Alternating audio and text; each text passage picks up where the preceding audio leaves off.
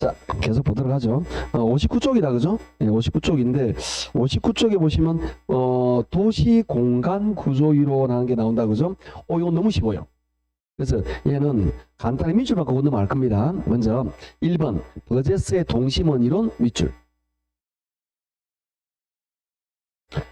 버제스는 도시가 이렇게 예쁘게, 요런 식으로 발전한다 그랬다, 그죠? 이렇게 했는데, 이게 어떻게 외웠죠? 중, 전, 저, 고, 동 이렇게 된 거죠. 그게 자 밑에 기억은 기억 1지대 중심 업무 지구 밑줄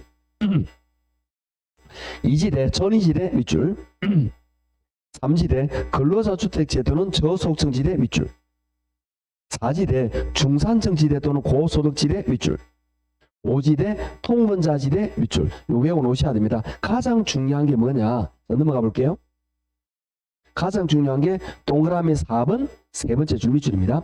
저소득층일수록 고용기회가 많고 출퇴근이 용이하고 접근성이 높은 도심지역 가까이 입지한다고 주장했다. 이게 가장 중요한 지문입니다. 무슨 이야기냐면은 이게 자 저소득 고소득 이게 고소득보다 저소득이 중심부 가까이 있다고.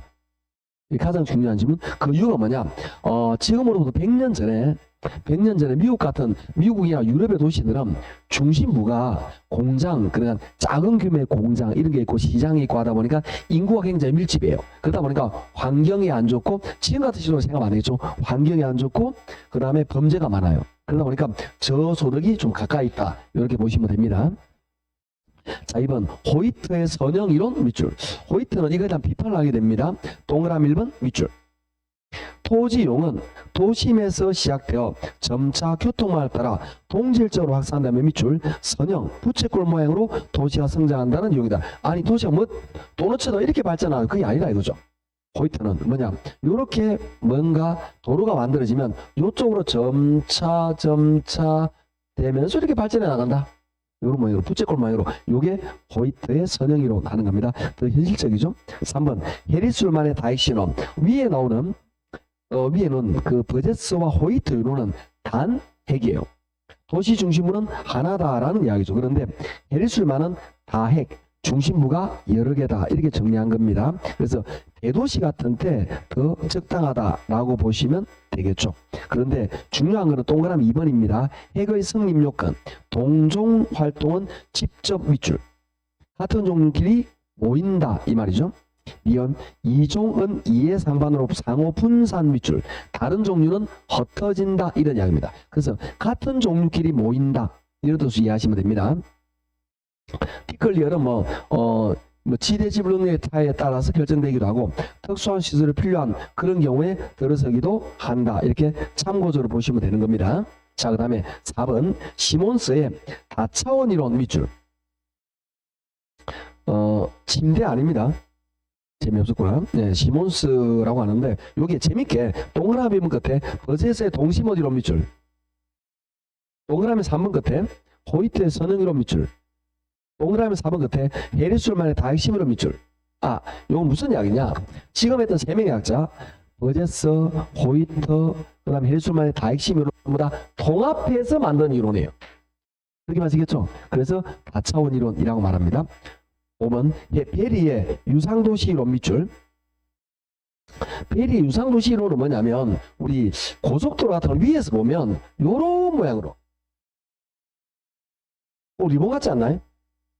그래서 이걸 유상이 리본 모양이라는 뜻입니다. 그래서 리본 모양으로 도시가 만들어졌다 그래서 이걸 유상도시라고 이야기합니다. 동그라미 1번 교통기관의 현저한 발달로 종래 도시 내부에 집약되어 있던 업무시설과 주택이 간선도로를 따라 입지하는 경향을 나타내는 이론이다. 간선도로를 따라서 이렇게 입지한다. 요걸 베리의 유상도시론 이렇게 이야기한다. 이런 이야기입니다. 그래서 참고적으로 보면 되는 별로 어렵지 않은 그런 내용이다. 그죠? 여러분 가볍게 보시면 되겠고요. 자, 이제 본격적으로 입지이론을 다루게 될 거예요. 입지이론에서 우리가 62쪽입니다. 입지이론이 여러 가지가 있는데 그 중에서 주거입지는 다음에 다룰 거고요. 오늘 중요한 두 가지 입지를 갑니다.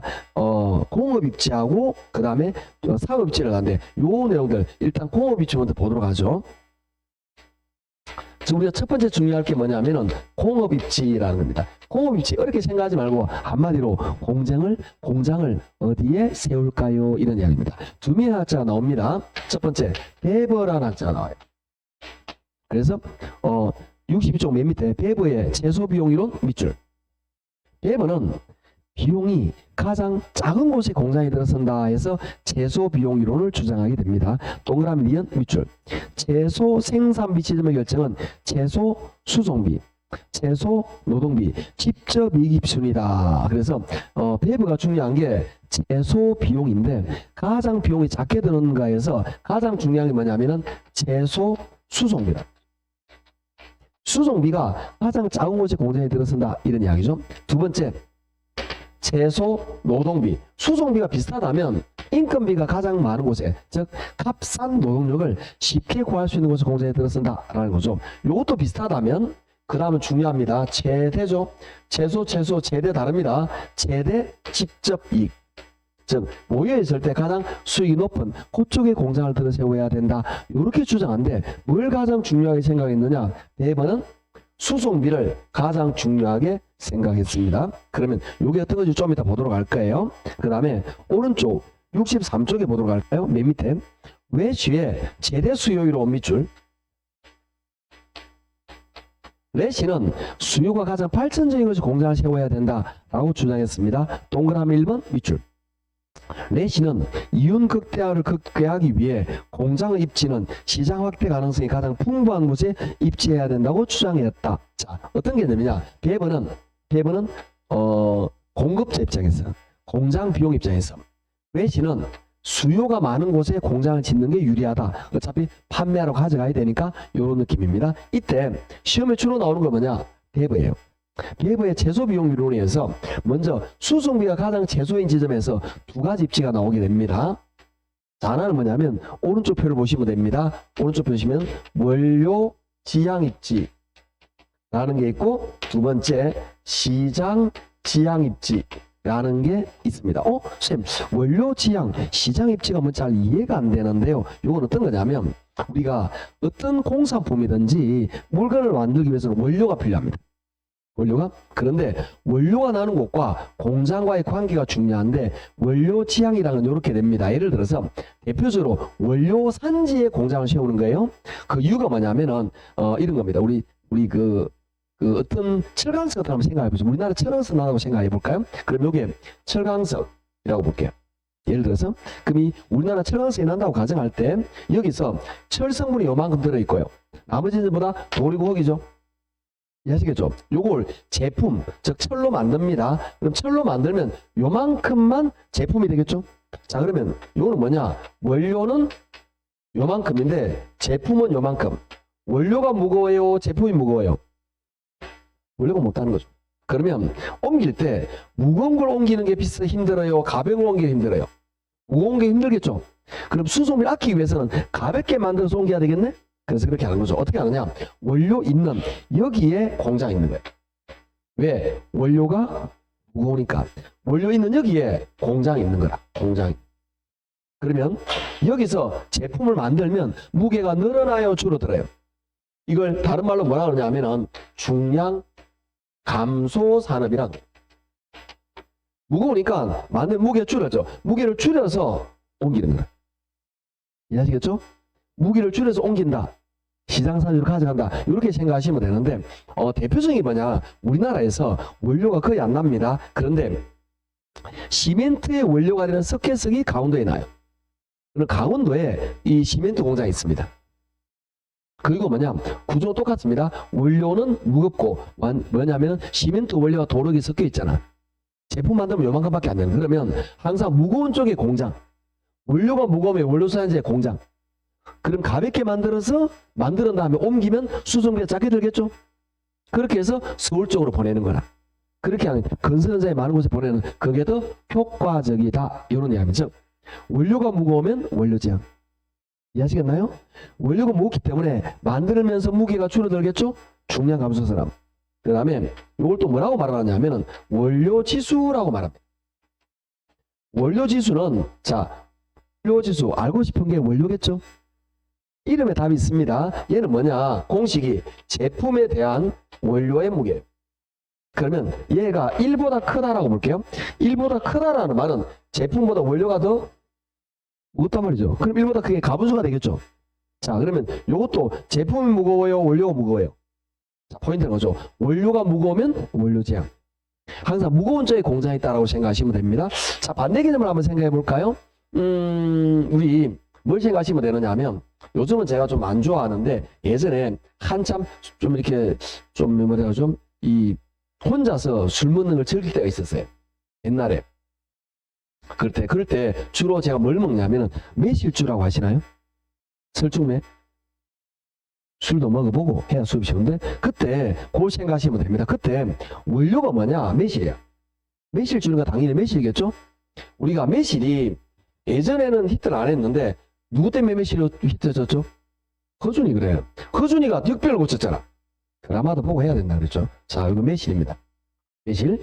그때 전으로 제가 매실주를 좋아했던 것 같아요. 지금 생각하니까 매실인데 이 매실에다가 매실 원료를 채취합니다. 그러면 이 매실에다가 그림을 잘 그려야 될 텐데 이게 설중매병이 돼야 될 텐데 꼭 이상한 막걸리병이 되더라고 제가 하니까.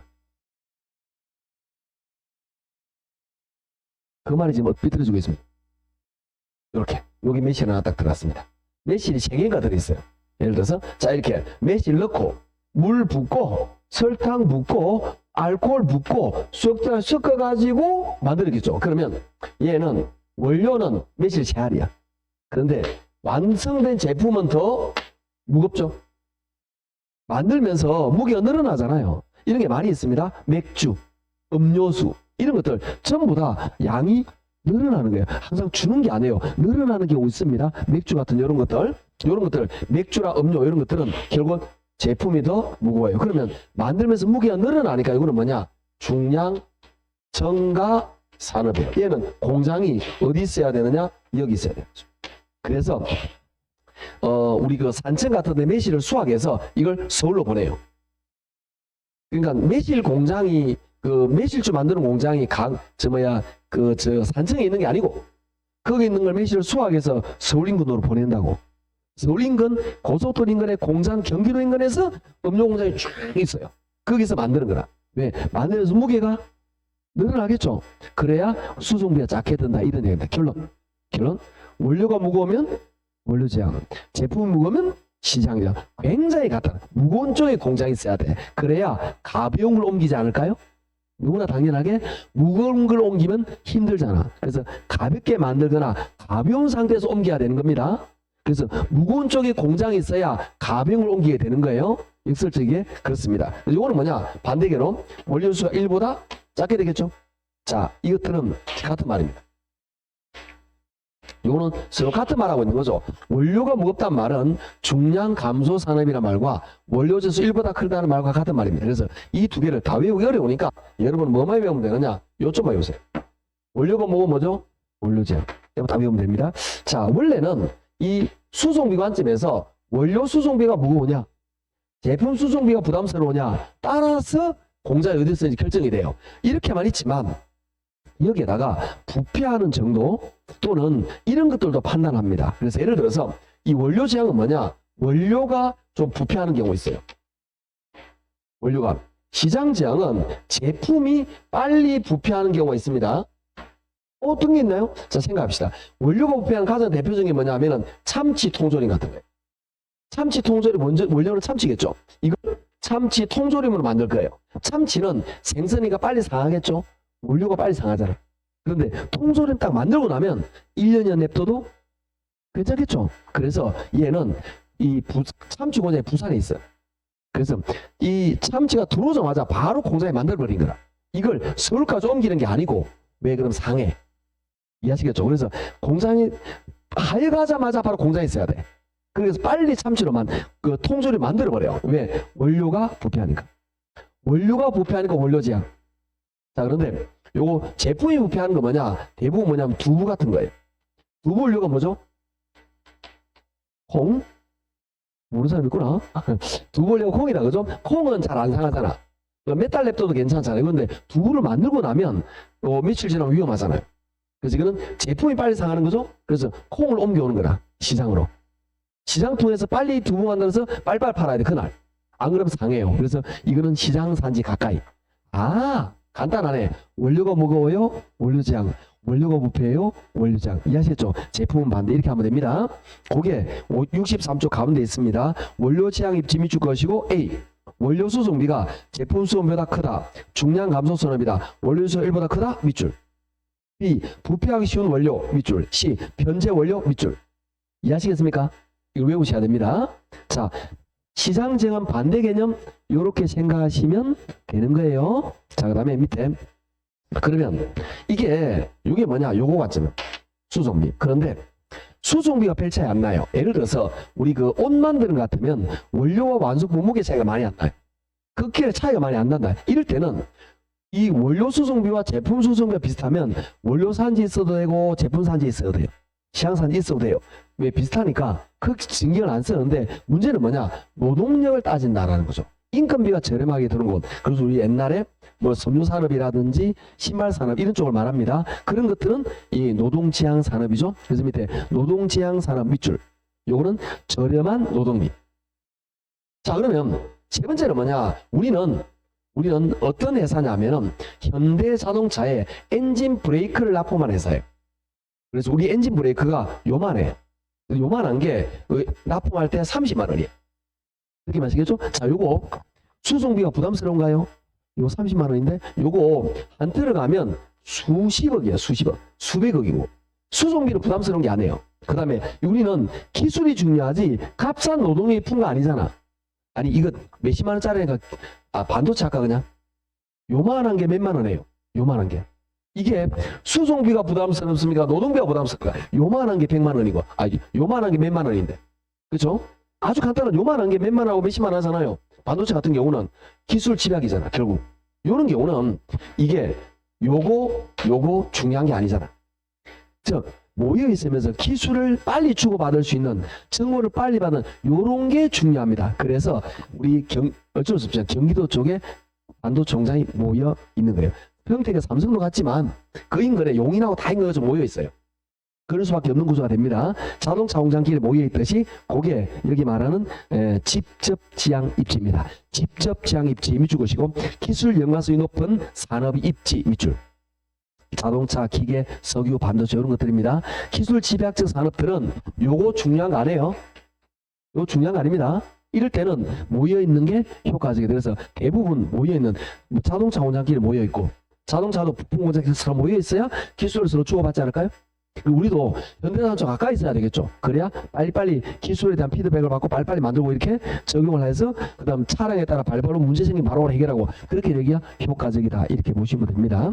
자, 여기까지가 배부에 관계되는 내용인데 발전하다 보니까 다른 것도 있습니다. 그게 뭐냐면 중간 지점 지향이라는 게 있어요. 중간 지점 지향은 뭐냐? 오른쪽에 보면 척환 지점 보이나요? 척환. 수송수단이 바뀌는 지점이에요. 적재가 바뀌는, 적재가 바뀐다, 수송이 바뀐다는 거죠. 이게 대표적으로 어떤 거냐면은 우리나라 한번 생각해 봅시다. 우리나라가 석유 원유를 배로 가지고 오잖아요. 배를 가지고 옵니다. 쭉 울산 항구에 도착했습니다. 그죠? 내려가지고 공장이 만약에 인천에 있어. 인천에 올려가지고 일 필요 없잖아. 내린 김에 만들어버리는 거라. 그렇죠? 내린 김에 만들어버리지. 그 다음에 완성품 공장이 그래서 울산에 이런 정유호자 있으면 되겠죠. 내리자마자 바로 만들어버리죠. 그런 다음에 자동차 탱크롤리 실어가지고 쫙 전국에 팔면 간단하게 해결된다. 내린 김에 만든다. 우리 옛날에 우리나라에서 연탄 소비할 때 우리 다들 연탄 가서 마시고 컸잖아. 인사보에 딱 그래 보이구만. 연탄 가스 마시고 컸잖아 우리. 그죠? 제가 지금 생각하면 피부가 좋았을 건데 연탄 가스 때문에 안 좋아지는 그런 생각이 듭니다. 어릴 때 초등학교 4학년 때 연탄 가스를 과하게 마셔가지고 얼반 그때 조그만 틈이 갈라져 있었어요. 원래 그렇게 다 사고 많이 났습니다. 그래서 어머님께서 새벽까지 일하다가 와서 냄새가 이상해서 깨운 거예요. 그 동치미를 그렇게 많이 먹었어. 그날 효과 있는지 없는지 모르겠어. 내가 지금 생각 어머니입니다. 그 짜온 동치미를 제가 2사발을 마셨다니까. 안 먹는다는 걸 맞아가면서 아이고 참 그리 살았는데. 그죠? 자, 그때 연탄이 어디서 나느냐면 연탄이 우리 강원도 있잖아. 태백 이런 데 나잖아. 그죠? 그 다음에 소비는 주로 경기도에 있죠. 그쵸? 그렇게 될 건데 이게 공장이 여기 있는 게 아니야. 어디냐면 요게 기차로 옵니다. 기차 도착을 내리는 데 있잖아요. 내리는 데는 공장이 있어. 내리자마자 바로 공장을 찍어버려요. 그 다음에 차량으로 쫙 점거합니다. 그렇게 말이죠. 요것도 적한 지점이 되겠죠. 요럴 때 그래서 수송수단이 바뀌는 지점에 어차피 내린 김에 만들어버리면 내렸다 실었다 내렸다 안 해도 되잖아. 이게 더 효과적을 중간 지점 지향 이렇게 이야기를 합니다. 자, 이거는 별로 해버리니까 안 어렵죠? 포인트만 잡으면 쉬운 거예요. 이런 거 모르겠다 그러면 안 되는 겁니다. 가볍게 하시고 우리 넘어가도록 합시다. 64쪽입니다. 64쪽에 이제 상업 입지가 나오는데, 상업 입지는 중요합니다. 상업 입지는 먼저, 상업 입지에서 크리스탈러의 중심지론이라는 게 있어요. 이 크리스탈러는 상업에 대한 중심지에 대한 내용을 정리하게 되는데요. 용어에 봅니다. 중심지로 넘어가고 배우지로 넘어갑니다. T끝, 최소 요구치 윗줄. 중심지 기능이 유지하기 위한 필요한 최소 동그라미, 최소한의 고객 수도는 상권의 범위를 말한다. 윗줄. 리얼, 재화 도달 범위 윗줄. 중심지 기능이 주변적에 미치는 최대 동그라미, 최대의 공간 범위를 말하며 수요가 0이 되는 범위를 말한다. 윗줄. 동그라미 4번 중심지 성립 요건 윗줄. 최소 요구치의 적 범위가 재화 도달 범위 내에 있어야 된다. 윗줄. 요것만 딱 설명하고 끝납니다. 나머지는 설명할 게 없어요. 자, 어떤 개념인지 우리 간단하게 한번 공부를 해보러 봅시다. 어떤 개념이냐면 크리스탈을 이렇게 본 거죠. 여기가 여기 뭐냐면 중심지예요. 중심지는 쉽게 말하면 배우지에 이렇게 서비스와 재화를 재배줄 그런 겁니다. 그럼 요 주에 배우지가 있겠죠? 배우지가 있을 건데 쉽게 이렇게 생각합시다. 아파트 단지가 있습니다. 이렇게 아파트 단지 상가에 김밥집도 있고요. 그 다음에 세탁소도 있고 뭐 있지 않을까? 치킨집도 있고 뭐 있겠죠? 그럼 요런 것들이 있으려면 최소한 한 1000세대가 있어야 된다라는 기준이 있겠죠? 1000세대도 안 되면 김밥집이나 통닭집이 들어설 수 없어요. 예를 들어 그런 느낌. 예를 들어서 저희 지역에도 보면 저희 지역 아파트 상가에 조선 통닭이 있어요. 그런데 이게 우리 세대가 예를 들어서 500세대도 안 돼. 그럼 들어서겠냐고 그게. 안 들어서겠죠. 그래서 요 전세대 넘어가면 중심지가 만들어진다. 즉 중심지가 유지되면 최소한의 범위, 이걸 뭐라고 말하느냐? 최소 요구치라고 말한다는 거죠. 그 다음에 우리가 근데 실제로 이게 최소 요구치인데 우리 중심지가 영향을 미치는 범위가 있어요. 즉 뭐냐? 여기 있는 사람은 우리 중심지에 온다 이 말이지. 즉 여기 있는 사람은 우리 아파트가 아니더라도 여기 있는 사람은 조선통닭 먹으러 이쪽에 온다 이 말이야. 치킨 먹으러. 너무 동네 안 가고. 이걸 우리가 우리 중심지가 영향을 미치는 가장 넓은 범위, 이걸 뭐라고 말하냐면 재화의 도달거리라고 말해요. 이것은 포인트가 뭐죠? 최대. 동그라미 했죠? 최대. 요거는 포인트가 뭐였죠? 최소. 요거는 뭐죠? 최대. 이렇게 된 거라. 그러면 중심지가 성립하려면 최소와 최대에서 최소가 더 작아야 된다 이 말이야. 반대로 되면 중심지가 성립하지 못해요. 최소보다 최대가 더 커야 되겠죠. 그래 중심을 성립한다. 그게 동그라미 4번이었다 이런 거죠. 쉽게 하면 됩니다. 대. 소보다 대가 커야 되겠죠. 그렇게 외우시면 되는 거예요. 자, 그 다음에 중심지는 크리스탈로 말하는 중심지는 여러 가지 복합적인 개념으로 만들어지게 되는데 저차, 중차, 고차로 나옵니다. 저차는 편의점 생각하면 됩니다. 고차는 백화점 생각하면 됩니다. 그러면 저차가 모여서 고차가 되겠죠? 그렇게 이해하시면 됩니다. 그래서 그런 개념 읽어보시면 다 여러분이 이해가 충분히 가능한 그런 내용입니다. 그래서 나머지 읽어보도록 하시고, 자, 우리는 밑에 있는 상업입지의 가장 중요한 3명의 학자에 대한 내용들을 지금부터 차례대로 공부를 한번 해보도록 합시다. 자, 차례대로 먼저 우리 이 예는 계산 문제로 나옵니다. 3년 동안 연속해서 나왔어요. 앞에는 모르겠고 하여튼 매년 나와. 10년 동안 8번 나와. 굉장히 자주 나온다라고 생각하셔야 됩니다. 상업입지에 가장 먼저 랠리라는 학자가 나옵니다. 랠리가 정리한 게 뭐냐? 소매 인력 이론이라는 거예요. 그럼 랠리는 어떤 관점으로 이해를 했나 이렇게 봅니다. 랠리가 바라볼 때는 이렇게 본 거죠. 여기와 여기 A 도시와 B 도시 사이에 작은 마을이 있어요. 그럼 이 마을은 A로 갈 수도 있고 B로 갈 수도 있겠죠. 이 말은 A가 당기는 힘, B가 당기는 힘 이렇게 표현하는 거죠. 이때 A가 당기는 힘, 요걸 우리 뭐라고 말하냐면 A의 유인력이라고 말합니다. 잘 안 나오네요. A의 유인력이라고 말하는데 잘 안 보이네. 힘이 났겠다. A가 당기는 힘을 A의 유인력이라고 말하는데 A의 유인력은 어떻게 되느냐? 거리에는 반비례하고 규모에는 비례해요. B도 마찬가지입니다. 그래서 이게 우리가 외워야 되는 유인력 공식이에요. 이때 레일리는 거리를 중요하기 때문에 거리에다 포인트를 줍니다. 이 말은 뭐냐면 거리에는 반비례하고 규모에는 비례한다라고 말하는데 그 이유는 자 여기 말에서 A가 규모가 커요. 그럼 A, B 중에서 A를 더 많이 간다 이 말입니다. 규모 클수록 더 많이 갑니다. 그런 느낌. 그러면 우리 한번 생각을 한번 해볼까요? 안동과 대구 사이에 어떤 마을이 있어요. 이 마을 사람들이 안동으로 가요? 대구로 많이 가요? 안동이라고 말은 안 하는구나. 그래서 대구로 많이 가겠죠? 왜? 규모가 크니까. 그런데 대구까지는 100km인데 안동은 5km밖에 안 돼. 안동으로 오겠죠? 그러면 거리에는 반비례. 작을수록 온다 이 말이죠. 그러니까 거리에는 반비례하는데 거리가 더 중요하다 이 말입니다. 이해하시겠죠? 당기는 힘은 요 둘의 관계에 적용된다라는 게 레일리의 소매인력 법칙 하는 겁니다. 자 64쪽 볼게요. 이 밑에 레일리의 소매인력 법칙 밑줄 것이고 오른쪽에 동그라미 2번 밑줄입니다. 두 도시 사이에 위치하는 소비자에 대한 상권이 미치는 영향의 크기는 두 도시의 크기에 비례하고 거리 제곱에 반비례한다. 밑줄. 그게 이 공식을 말하고 있는 거고 밑에 공식 하나 보이죠? 공식은 요걸 말하는 겁니다.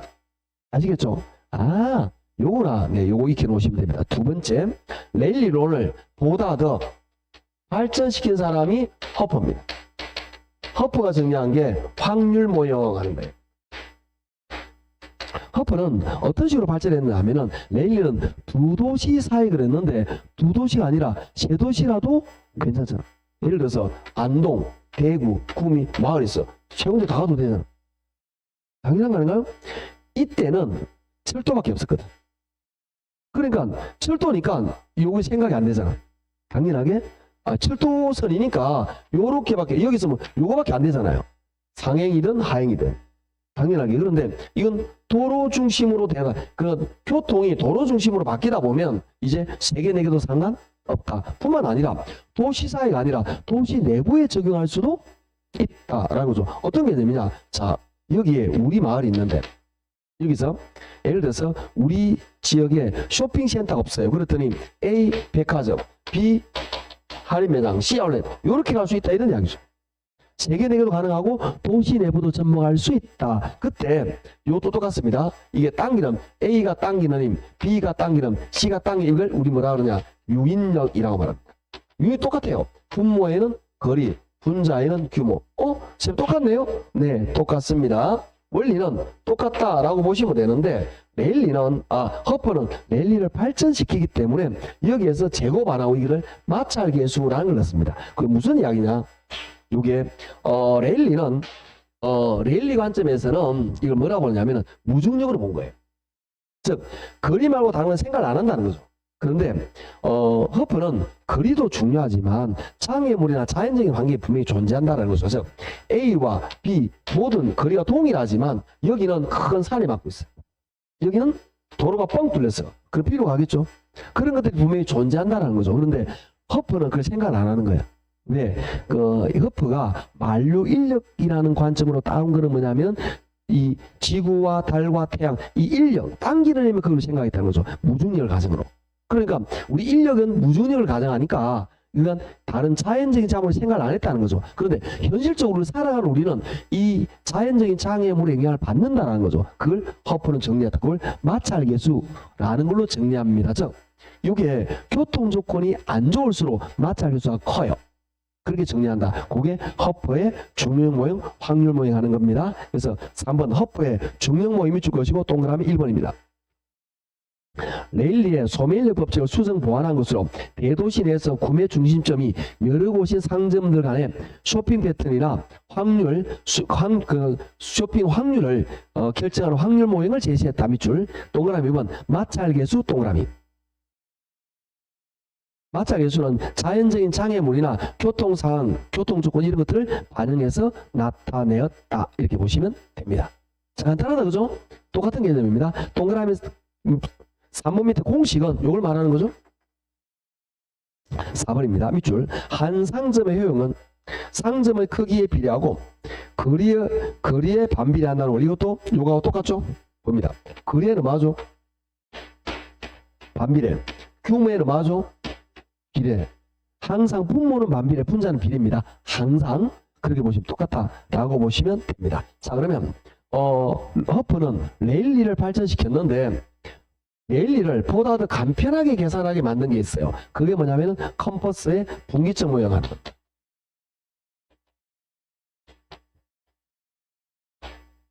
얘는 어떤 식으로 바라보느냐 하면은 이런 거죠. 여기에 A 도시가 있고 여기 B 도시 있으면 여기에 AB와 상권이 이렇게 나누어지는 지점이 있어요. 여기쯤에서 여기는 A 영역, 여기는 B 영역이 되겠죠. 상권이 나누어지는 걸 우리 말하냐 분기점이라고 하는데 이걸 간편하게 계산할 수 있는 공식을 만들었습니다. 그래서 공식 외울 필요 없습니다. 제가 좀 이따가 공식도 예를 들고 다른 것도 예를 들어서 풀 테니까. 자, 그 다음에 동그라미 1번 밑줄. 레일리의 소매인력 법칙을 응용한 것으로 두 도시 간의 구매 능력이 같은 분기점 위치를 구하는 방법을 제시하였다. 밑줄. 자, 실제로 요 관계되는 계산 문제를 한번 풀어보도록 합시다. 하나씩. 자, 왼투물 뒤에 바닥 6번입니다. 그래서 요걸 6, 7, 8 세 개를 제가 넣어 놓았어요. 그게 뭐냐? 요겁니다.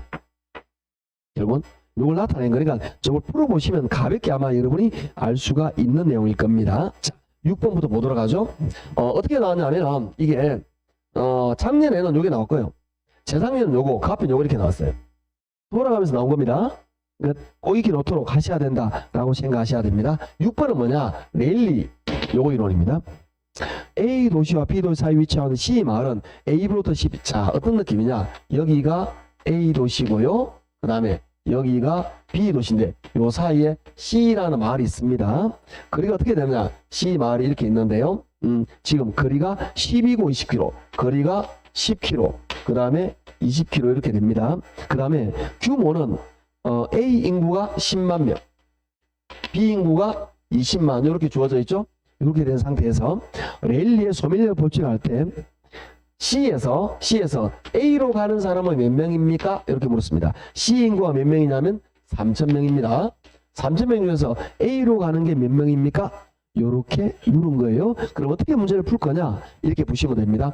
A가 당기는 힘, A의 유인력 이렇게. B가 당기는 힘, B의 유인력 이 둘을 각각 구하셔야 됩니다. 그럼 어떻게 하느냐? 유인력 공식은 여기서 배운 요겁니다. 분모의 거리죠. A는 거리 10의 제곱, B는 거리 20의 제곱, A는 A, B는 B. 분자에는 면적입니다. A의 면적 10만, B의 면적 20만. 이걸 계산하면 당기는 힘의 크기가 나오게 됩니다. 유인력이. 자, 100이니까 동그라미 2개, 하나, 둘. 그럼 얼마나 오느냐면 1000. 맞죠? 그 다음에 이거는 20을 제곱하면 뭐죠? 400이죠.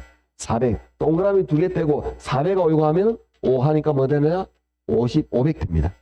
약분하면 선생님 어려운데요? 계산기 쓰세요. 계산기 쓰면 됩니다. 그냥 아시죠? 그래서 20만 나누기 400 하면 됩니다. 그러면 500 나와요. 이걸 1000하고 500인데 이걸 가장 작은 수로 약분하면 어떻게 되느냐? 2대 1이에요. 그럼 어떻게 되느냐? 이 C마을에서 2대 1로 이렇게 간다 이 뜻이 됩니다. 굉장히 간단하죠. C마을 주민이 몇 명이죠? 3,000명이죠. 그죠?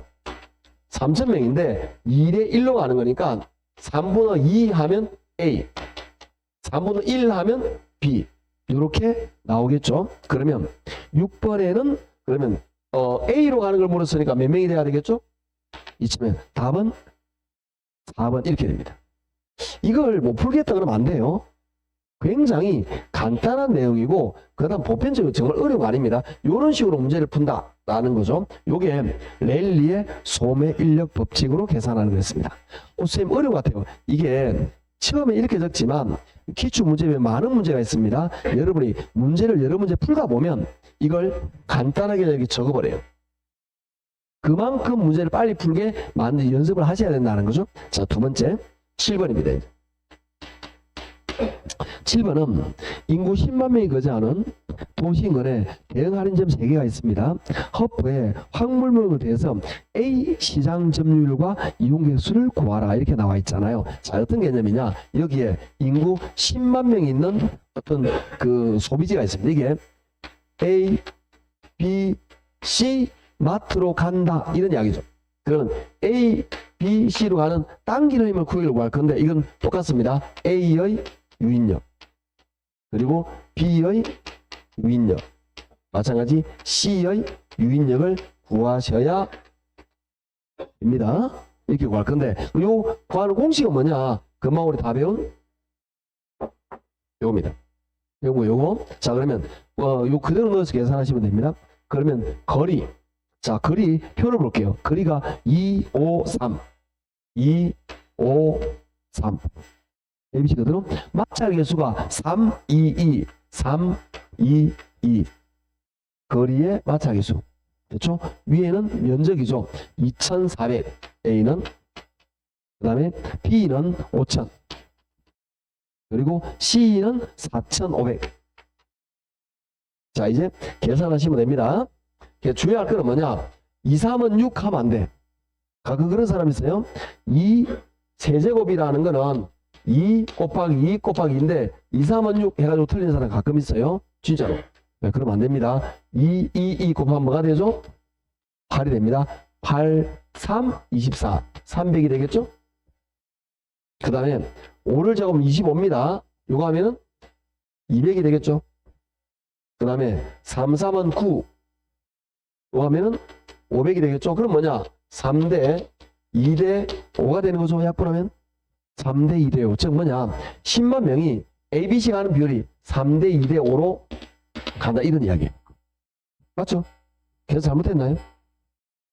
맞는 거죠? 그러면 A의 시장 점유율은 어떻게 되느냐? A의 시장 점유율은 3대 2대 5니까 여기다가 이건 3대 2대 5. 그럼 여기다가 3, 2, 5 다음 10분의 3. 10분의 2, 10분의 5잖아요. 요 계산하면 0.3이 몇 프로 되죠? 30%. 그러면 여기서 보시면 30%만 찾아도 답이 나오죠? 정답은 3번 이렇게 간단하게 나온다. 이런 이야기입니다. 굉장히 간단하게 이렇게 나왔다. 그 다음에 자, 이건 아까 18,000 원은 어떻게 나오느냐라는 이야기인데요. 자, 인구가 10만 명입니다. 10만 명. 10만 명이 몇 프로라 그랬죠? 60%가 그 ABC 할인 예정 하다 그랬잖아요. 가로 안에 0.6 곱하기 30% 0.3 하면은 18,000명이 나옵니다. 이렇게 해서 63, 18,000이 나온 거예요. 알겠죠? 그렇게 해서 아주 가볍게 문제를 풀었다라고 보시면 되겠죠. 이렇게 가볍게 문제를 푼 겁니다. 힘들게 푼 것도 아니에요. 이렇게 다룰 거예요. 이제 세 번째 이제 뭘 보느냐면 이제 8번입니다. 8번은 컴퍼스의 분기점 모양인데 이거는 유학집의 공식을 보면서 하죠. 아시겠죠? 자, 먼저 8번 문제를 한번 정리해 보겠습니다. 인구 10만 명의 A 도시와 인구 40만의 B 도시가 있습니다. 지금 우리가 하는 건 8번입니다. 그림을 간단하게 그리면 인구 A 도시 10만, 인구 B 도시 40만. 이 전체 거리가 얼마냐면 이 거리가 12km입니다. 이렇게 나와 있고요. 그 다음에 컴퍼스의 분기점 모양에 따를 때 상권의 경계는 A로부터 얼마 떨어진 지점이냐 이렇게 나오겠죠. 그러면 이게 상권이 나누는 지점이 있어요. 그래서 여기는 A의 영역, 여기는 B의 영역 그런 게 있겠죠. 그 나누어지는 지점, 이 지점의 위치를 A로부터 얼마 떨어졌느냐라고 계산하시면 됩니다. 그런데 이런 문제가 나오잖아요. 그래서 이제 그냥 계산해도 돼요. 그런데 이런 대부분의 개론의 계산 문제는 계산 문제를 풀기 전에 좀 느낌을 잡아야 됩니다. 그건 뭐냐? 우리가 전체 12의 딱 절반이 얼마죠? 6이죠. 그런데 10이고 40만이잖아요. 10만 40만. 이게 왼쪽에 가까워야 돼요? 오른쪽에 가까워야 돼요? 상식적으로. 아니 그러니까 이 중심점, 분기점이 10만에 가까워야 돼요? 40만에 가까워야 돼요? 아니죠. 10만에 가까워야죠. 규모가 작을수록 가까이 영향이 미치는 거잖아요. 이 규모 클수록 크게 가야 되겠죠. 그쪽에 가까이 가야 돼요. 이렇게. 그러면 보기에서 답은 1번 아니면 2번이라. 보기에서 답은 1번 아니면 2번인 거라. 3, 4, 5번에 찍었다라는 거는 뭔 말인 걸 모르고 있는 거예요, 이건. 그렇죠? 1, 2번 중에 답을 찍어야 되는 거예요. 언제나 그런 겁니다. 그래서 이거 먼저 이해해놓고 문제를 보도록 합시다. 자, 공식을 써도록 할게요. 공식은 이렇게 됩니다. A로부터의 거리. 공식 볼게요. 분모에 1 플러스 루트 이렇게 나와 있죠? 1 플러스 루트 A분의 B. A가 10만, B가 40만 이렇게 나와 있죠? 분자에는 총거리 얼마입니까? 10 이렇게 계산하면 돼요. 이거 계산하면 됩니다. 이렇게 계산하시는 건데, 그러면 이걸 계산하면 요거 약분하겠죠? 약분하면은 이게 루트 4가 되잖아요. 약분하면. 약분되면 루트 4는 숫자 얼마가 되죠? 2가 됩니다. 제곱거리가 2가 되는 거예요. 우리가 루트 4는 숫자 2가 되는 거고, 루트 9는 얼마가 될까요? 3이 되겠죠? 루트 16은 4가 되는 거예요. 그러면 루트 4니까 2하고 1 다음 얼마? 3. 12에서 3을 나누면 4. 그래서 이거는 답이 4km입니다. 즉 여기서부터 4km 떨어진 지점이 A의 경계다 이 뜻이에요. 정답은 2번인 거죠. 선생님 공식 외울까요? 외우지 마세요. 이걸 굳이 외울 필요 없습니다. 어떻게 풀면 되느냐? 지금 하라는 대로 하면 됩니다. 어떻게 하면 되냐? A와 B의 면적의 비율을 봅니다. A와 B의 면적이 10만 대 40만이잖아요. 이걸 가장 작은 수로 약분합니다. 그렇죠. 그럼 몇 대? 1대 4. 여기다가 루트 씌우듯이 여기다가 루트를 씌웁니다. 루트. 바뀌면 몇 대 몇이죠? 1대 2. 이건 뭐냐? 요게 1대 2로 비례 배분 되는 거예요. 1대 2로. 그럼 어떻게 되냐? 전체가 12잖아요. 12 곱하기 1, 2 더하면 3분의 1 하면 A로부터의 거리가 나와요. 그렇잖아요? 똑같이 4km 나오는 거죠. 자, 금방 했던 걸 생각합시다. A, B 규모를 가장 작은 수로 약분한다. 그 다음 뭐죠? 루트를 씌운다. 그런 다음에 그 비율로 비례 배분하면 되는 거예요. 거리를. 너무나 당연하게. 왜냐하면 이 원리의 출발점은 사실 이 공식에 다 나와 있는 거예요. 그래서 이걸 제가 예전에는 증명을 했었어요. 왜 그렇게 되는지를. 증명해 드렸는데 증명하다 보니까 2차 방정식 근의 풀이가 나와요. 우리 중학교 한 3학년쯤인가? 그때 배운 겁니다. 고등학교 1학년쯤에 배운 그거예요. 그러니까 시간도 많이 걸리고 끝나고 나면 분위기가 안 좋아. 그래서 가급적 제가 풀이를 처음 했는데 안 해요. 이제 그냥 이렇게 알면 됩니다. 공식에도 되고 이렇게. 자, 이거 다시 어떻게 하느냐. 전체 10이잖아요. 12를 1대 2로 비례를 해보는 거예요. 12kg를 1대 2로 비례 배분하는 거예요. 그러니까 12 곱하기 1, 2단 3분의 1, 3분의 2 이렇게 나오는 거죠. 그렇게 나오는 거예요. 그러니까 원리는 어떻게 하느냐. 일단 면적을 가장서로 약분한다. 루트를 씌운다. 그 다음에 루트 씌운 걸 계산을 한다. 이렇게. 요걸로 비례 배분하면 되는 거예요. 끝. 이렇게 된다라고 보시면 됩니다. 자, 세 문제 다 풀어봤으니까 기출문제 문제를 열심히 풀어보시면 됩니다. 66쪽에 보도록 할까요? 조금 더 다 했습니다.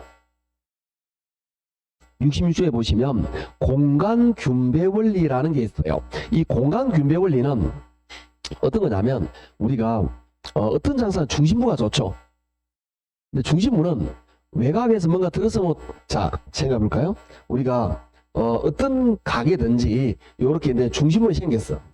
그럼 오만 대서 오니까 좋은 것 같은데 여기 뭔가 가게에 생기면 이게 잘리잖아. 그렇지 않을까요?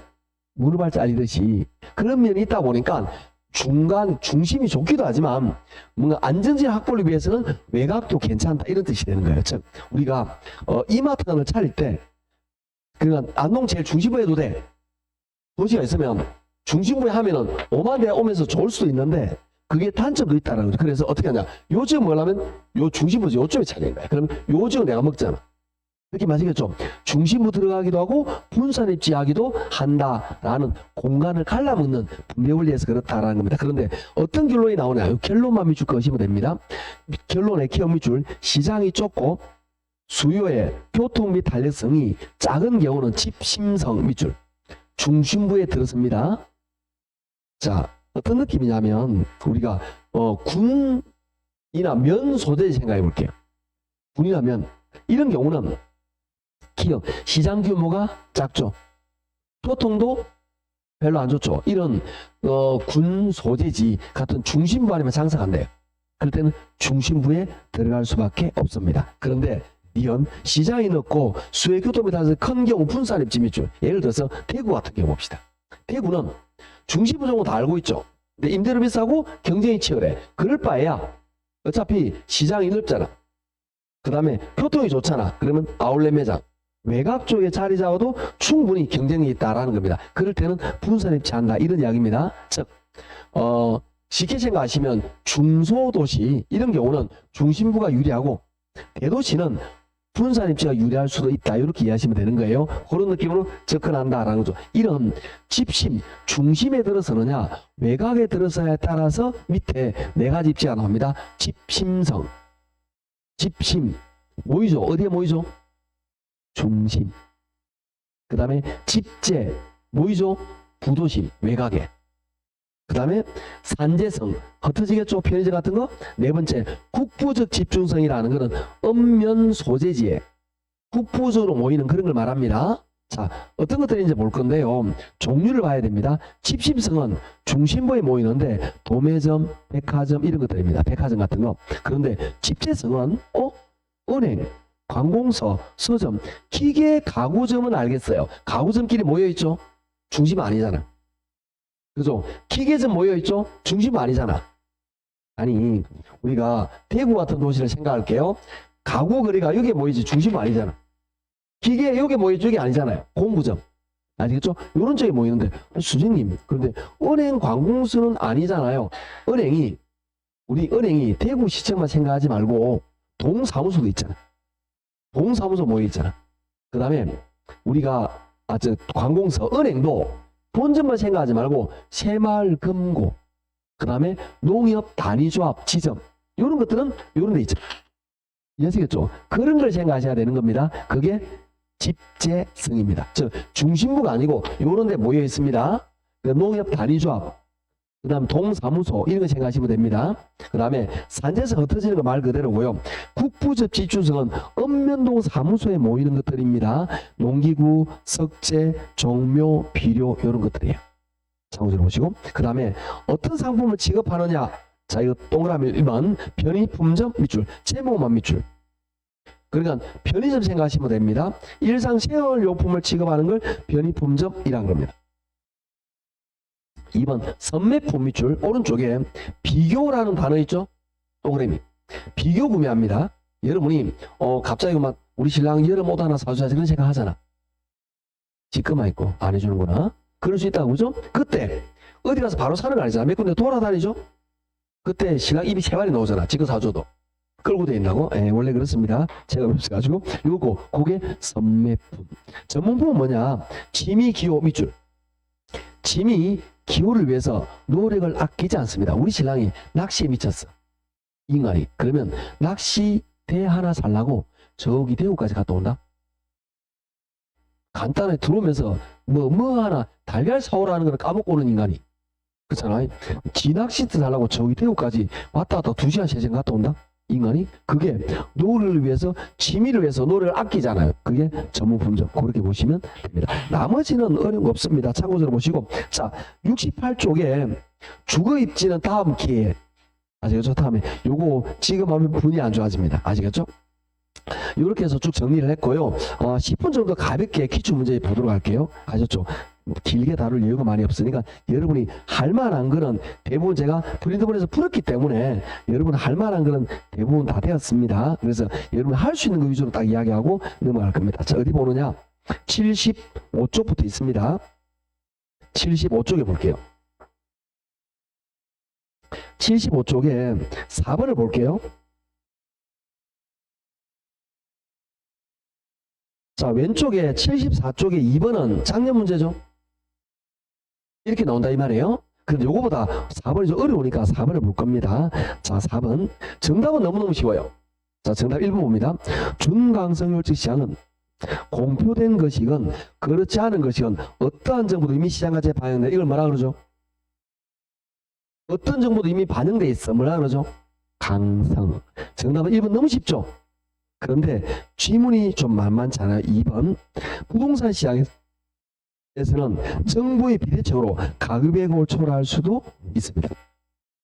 정보가 모든 사람이 다 알려지지 않아요. 어떤 사람은 정보를 많이 알고 어떤 사람은 정보를 잘 몰라요. 그러다 보니까 이런 불합리한 가격이 나타날 수도 있습니다. 예를 들어서 자, 이 지역에 할아버지가 한 분 살고 계세요. 부동산 관심이 없어. 땅을 팔려고 내놨어. 그런데 정보를 아주 빨리 받아들인 사람이 있어요. 그 지역 바로 옆에 뭐는 어떤 그 공단이 들었는데 예를 들어서 삼성의 집중 투자인데 그 인근에 그 정도로 집 사기 알았어. 그래서 할아버지한테 가서 이게 지금 시세는 5억이지만 이게 개발되면 20억이 돼요. 이해하시겠죠? 이때 할아버지한테 1억 더 줄게 해서 6억의 토지를 샀어. 이럴 수 있겠죠? 정보의 비대칭에 의해서 이런 가격 왜곡이 나타날 수 있다. 상식으로 때리면 됩니다. 3번. 부동산 시장에서 기술 개발로 공급이 증가하는 경우 공급 증가 밑줄, 수요의 가액 달성이 작을수록 수요의 달성이 작을수록 밑줄. 탄력이에요, 비탄력이에요? 비탄력이죠. 자, 봅니다. 요거는 어떤 문제인지를 생각해야 됩니다. 요게 지문에 뭐라 하냐? 공급이 증가하는데 수요는 뭐라고요? 비탄력이란 말이죠. 자, 그러면 탄력성 할절이 양인데 비탄력 양이 조금, 가격이 많이. 이해하시겠죠? 다시 비탄력은 양이 조금, 가격이 많이. 그래서 가격이 많이 변하는데 공급 증가는 아래 위 가격이 내려오죠. 가격이 많이 내려와. 오른쪽에 봅니다. 균형 가격의 하락폭은 커진다. 이해하시겠습니까? 하락, 가격이 내려오잖아. 근데 폭이 커진다. 비탄력이니까. 자, 이 문제가 이 파트하고 탄력성 문제죠. 이게 이래. 이렇게 문제가 4.5에 나온다고. 이렇게. 즉, 분명히 시장론 파트지만 저번 주에 배웠던 탄력성 문제가 나와요. 그래서 탄력성 문제는 이번 주나 다음 주에 이렇게 수시로 나와요. 탄력성이 좀 그래. 그래서 탄력성 개념을 이해하고 나면 우리 저번 주에 배웠던 두 번째 단은 경제론, 오늘 배운 세 번째 단은 시장론, 다음 주 네 번째 정책이 다 연결되어 있습니다. 탄력성. 이게 탄력성이라는 개념을 자꾸 사용한다 이 말이에요. 그러니까 저번 주에 배웠던 탄력성이 잘 와닿아 버리면 이게 다 쉽게 느껴져요. 이렇게 4번입니다. 일반적으로 부동산은 일반 재화에 비해 거래 비용이 많이 들고 부동산 이용의 비가해성 특성 때문에 의사결정의 지원 분야가 더 중요하다. 그러니 넘어갑니다. 4번, 5번. 부동산 시장은 공사법 제한이 존재하며 이는 부동산 이행할 수 있다. 자, 2번, 4번, 5번은 밑반찬이죠. 따라주는 질문. 그래서 이 문제는 뭐냐? 1번만 명확하게 하면 답은 나와요. 그런데 이게 3번을 정답으로 하면 어려운 게 돼요. 단문법이 왜 어려운 문제가 되니까 이런 식으로 문제가 나옵니다. 지문이 5개지만 깔아주는 질문 한두 개 깔고 그 다음에 두세 개 가지고 물어보기 이렇게 나온다고 대부분. 아셨죠? 이렇게 보시면 됩니다. 자, 넘어갈게요. 76쪽에 봅니다. 76쪽에 6번이에요. 6번인데 이걸 어떤 개념인지 볼게요. 이게 재작년 문제예요. 재작년인데 많은 사람이 틀렸어요. 자, 볼게요. 1. 약성이죠. A는 과거 정보를 분석해 정보를 얻는다 되어 있죠. 그럼 A는 기억이 되겠죠. 맞죠? 그 다음에 B는 준강성이죠. 자, 그러면 니은 봅니다. 현재 공표되는 바로 정보를 분석해도 초월이 없다. 이게 B는 그럼 니은이 되겠죠. 맞죠? 그 다음에 C는 강성이잖아요. 그러니까 공표되지 않은 미래 정보도 분석에 초월이 없다. 이거는 강성은 D같이 되겠죠. 그래서 이걸 정답을 1번으로 많이 택했어요. 아니라는 거지. 왜 2번이 돼? 왜? 강성은 포함관계가 키미를 포함해요. 아시겠죠? 그래서 어려웠던 거라 이게. 그래서 정답이 2번이 되는 겁니다. 왜? 포함관계가 되는 거니까. 즉 강성은 과거, 현재, 미래를 포함한다. 중강성은 과거, 현재를 포함하는 거고. 그리고 약성, 중강성 이렇게 포함관계에 있다는 걸 알아야 되는 게 이 문제 가장 어려운 점이에요. 그래서 이 문제를 그러니까 3번, 4번, 5번을 했으면 답이 없고 그건 말이 안 되는 소리고 대부분 1번을 답을 했어요. 왜 그런지 알겠죠? 그런데 엄밀히 전하면 1번하고 2번이었던 거는 포함가기 때문에 그래. 그것만 좀 주의하시면 됩니다. 요거는 요약자 페이지 53쪽 적어보세요. 53쪽의 표를 이해가 안 되면 다시 꼼꼼히 보셔야 됩니다. 넘어가도록 할게요. 그 다음에는 안 풀고 말만 할 겁니다. 79쪽에 11번 볼게요. 정답하고 상관없이 여기에 공매라는 용어가 나옵니다. 11번에 1번 봅니다. 부동산은 대체 불가능한 재화이기 때문에 부동산 시장에 공매가 빈번하게 발생한다. 공매라는 말이 나오는데 이게 왜 공매라는 말이 나온지를 이해하면 됩니다. 부동산 학계로는 이 사회현상을 반영을 많이 합니다. 그리고 이게 몇 해였냐면은 31회인데 한 3, 4년 전에 이 공매에 대한 게 이슈가 많이 됐었어요. 2, 3년 전에 주식에서 공매가 있습니다. 그럼 공매라는 게 뭐냐? 자, 여러분이 삼성전자 주식을 사요. 가지고 있다가 팔아요. 이렇게 해야 되겠죠. 그런데 공매는 뭐냐? 이 주식이 없어. 미리 삼성전자 주식을 팔아. 그리고 나중에 메워 놓으면 돼. 이게 공매예요. 이해하시겠나요? 공매, 없는데 매매하는 거. 자, 주식은 이게 가능하죠. 자, 왜? 삼성전자 주식이 100만 주가 있으면 100만 주 똑같은 거잖아. 주식 1번, 주식 2번, 주식 3번이 같은 거냐고 다른 거예요. 다 같은 거잖아. 아니, 그냥 우리 그 어떤 느낌이냐? 주식은 100만 주가 다 똑같은 거 아닌가요? 주식에 이름 적어놓고 내 거 적어놨나? 이거 팔아야 되는 거 아니잖아. 그런데 부동산 잡을게요. 내가 아파트가 없어. 미리 팔았어. 그리고 아파트를 채워놓으면 돼. 그런데 우리 아파트가 4,000세대가 있는데 이게 다 같은 건가요? 내가 102호를 팔고 402호를 채워놓으면 되나요? 택도 없잖아. 부동산은 이게 불가능해. 왜? 개별성이 있었어. 더군다나 또 개별성이 없더라도 부동산을 팔고 나중에 메워 놓는다고? 사기지 이거. 불가능합니다. 그래서 부동산은 공매가 불가능해요. 주식은 가능할 수 있어. 근데 부동산은 절대로 공매가 나타날 수 없습니다. 자, 생각해 볼게요. 여러분이 이미 아파트를 팔고 내가 몇 달에 채워놓겠다고? 말이 안 되는 거예요. 그리고 똑같은 걸 102호를 팔았는데 102호를 채워놓을 수가 있냐고. 아파트 하나밖에 없는데 102호가 400호를 채워놓으면 같은 거냐고? 다른 건데? 안 돼. 그래서 부동산 시장은 공매가 발생할 수 없다 했으면 1번이 되는 거예요. 요거는 공매라는 용어를 알아야 문제를 푸는 거다. 가끔 이런 식으로 나옵니다. 자, 공매 때문에 이걸 한 거고요. 신나게 넘어갑니다. 나머지 여러분 푸는 건데요. 82쪽으로 갈게요.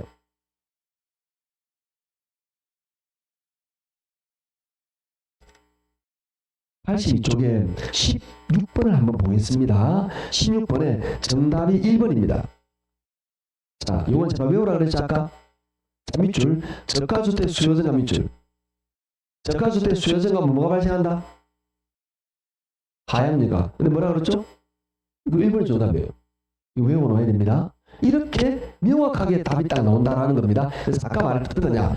저가주택의 수요가 증가하면 이 사람은 새집을 짓지 못한다 그랬잖아. 부자들이 버린 집에 산다 그랬잖아요. 표현이 그게 하향내갑니다. 자, 나머지 지문들은 굉장히 간단합니다. 1번, 2번, 2번 거주자의 주택 소비량의 정도는 제한되는 효용을 극대화하는 이런 그거는 깔아주는 지문 넘어갑니다. 3번 저가주택의 수요에 대한 수요 증가는 저가주택 시장의 기존 주택량의 수준에서 초과 수요를 야기시키고 초과 수요가 발생함에 따라 저가주택 수요가 임대료가 상승한다. 이게 뭐냐? 자, 요약집 집중하지만 한번 펼쳐볼까요? 이게 이런 식으로 나오면 정말 짜증나는 건데 어쩔 수 없습니다. 이게 어떤 내용이냐면 요약집 우리 여가현상에 52쪽에 보면 왼쪽 저가주택의 동그라미 1번 단기 수요 증가 초과 수요 초과 이윤 맞나요? 자, 이거 다시 읽어볼게요. 3번입니다. 저가주택에 대한 수요 증가는 저가주택 시장의 균형 인대로 추구하는 수준에서 초과 수요를 야기시키기 때문에 초과 수요에 따라서 임대료가 상승한다. 그거 지금 이렇게 말해놓은 거예요. 이거 이때 나오고 안 나왔어요. 3번, 다음 4번입니다. 어떤 지역의 토지용이 이질적인 요소의 침입으로 인해 다른 종류 토지용으로 변환되는 것을 전이 변해간다라고 합니다. 자, 뭐냐, 요게 고가주택인데 점점 험해져. 이때 저가가 들어오잖아요. 서서히 변해가. 점점 이 동네 저가 등록을 변해가. 그걸 전이라 그럽니다. 5번. 주택시장에서 불량주택 같은 저가주택이 생기는 것은 시장 실패라고 볼 수 없다. 이거 여러 차례 기출에 나온 것들이죠. 자, 이게 어려운 건 아니지만 명확하게 1번만 하면 답을 찾아요. 그런데 1번을 모르면 3번에서 미쳐버리는 거예요. 이제. 그렇겠죠? 1번만 알면 3번을 몰라도 돼. 이런 이야기입니다. 자, 신나게 넘어갈게요. 87쪽에 볼게요. 87쪽에 6번입니다. 리카도 이론에 대한 내용으로 옳은 것을 골라라 그랬죠. 자, 이게 얼마나 지문을 요상하게 가는지 이야기할게요. 기억. 지대 발생 원인은 87쪽 6번입니다. 지대 발생 원인은 비옥한 토지의 부족과 수확 체감현상 맞죠? 리카도의 차익 지대입니다. 조방적 한계의 토지에서 지대가 발생하지 않으므로 무지대. 이게 무슨 말이냐? 조방적 한계지에서는 한계지에서는 지대가 발생하지 않아요. 지대가 발생하지 않는 걸 뭐라 그래요? 무지대라고 그래. 그러니까 우리 한계지에는 지대가 발생하지 않는다 그랬잖아요. 그걸 이렇게 표현한 거예요. 개로는 여러 차례 말하지만 똑같은 지문을 싫어한다 그랬잖아요. 그걸 한계지에는 지대가 발생하지 않는다를 이음같이 만든 거라. 조방전 한계 토지, 한계지에는 지대가 없다. 그걸 무지대라 그런다 이 말이에요. 이렇게 마시겠나요? 시험자는 이렇게 보면 어렵다 이 말이지. 같은 말인데도 이것. 토지 소유자는 토지 소유라는 독점적 지위를 이용해서 제열등지 한계지에도 지대를 요구할 수 있다. 이건 뭐죠? 절대지혜죠. 리얼. 지대는 잉여이기 때문에 지대값이 높아지면 농산물값이 높아지면 지대가 높아진다. 아까 리카도의 차익 지대는 뭐라 하냐면 농산물 가격이 지대를 결정한다 그랬죠. 농산물 가격이 올라가면 지대도 따라 올라가고 농산물 값이 내려오면 지대도 따라 내려온다 이 말이야. 그러니까 농산물 값이 지대를 결정한다 이렇게 내기 싫은 거야. 그래서 오른쪽에 봅니다.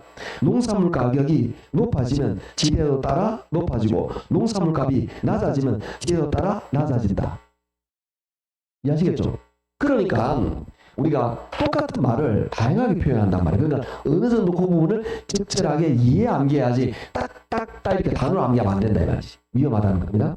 그래서 나머지는 신나게 이제 볼게요. 여러분 풀어보고 안 되시면 얼마든지 편안하게 접근하시면 됩니다. 95쪽부터는 안 하는 겁니다. 95쪽에 계산 문제 있잖아요. 요거는 끝판에 우리 그 개발 관리 파트에 나오는 거니까 95, 96, 97, 98, 99쪽까지 안 해도 돼요. 이해하시겠죠? 요 몇 바닥은 안 해도 됩니다. 요거는 개발 파트에서 하는 거는 시도로 가고 그 다음에 뒤에 쪽에는 여러분 다 문제를 푸셔야 됩니다. 그렇게 해서 어디까지 여러분이 문제를 푸셔야 되느냐 하면 113쪽까지 푸셔야 돼. 그런데 어려운 게 없어. 113쪽까지 아셨죠? 그래서 113쪽까지 좀 신나게 좀 푸셔야 됩니다.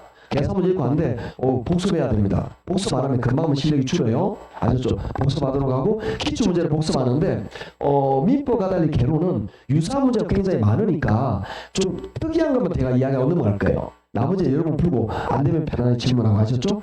복습은 뭘 한다 그랬죠? 기출문제. 그래서 오늘은 여기까지 하고 다음 주는 천재 파트로 넘어가도록 하겠습니다. 여하튼 복습하시고 고생했습니다.